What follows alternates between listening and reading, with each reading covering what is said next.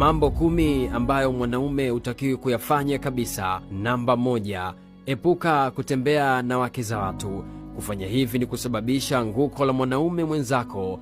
Namba 2, kwa namna yote ile jiweke mbali na mashemeji zako. Usijifanye gentleman mbele ya mwanamke wa rafiki yako, ukibisha jiandaye kumpoteza mwanao.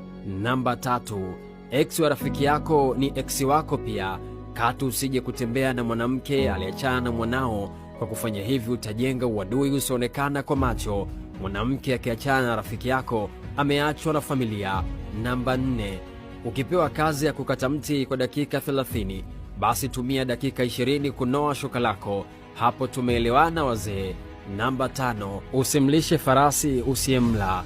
Namba 6, machozi pekee ya kweli kutoka kwenye macho mwanamke ni yale yanayotoka akiwa analia peke yake bila mtu yoyote kumwona.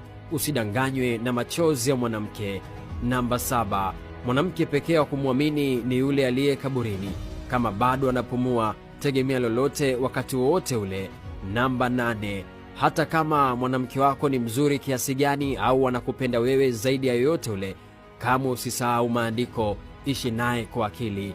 Namba 9, usifanye kila kitu unachoambiwa na mwanamke, hata kama una uwezo kukifanya kwa muda huo. Namba 10, usitoe chozi lako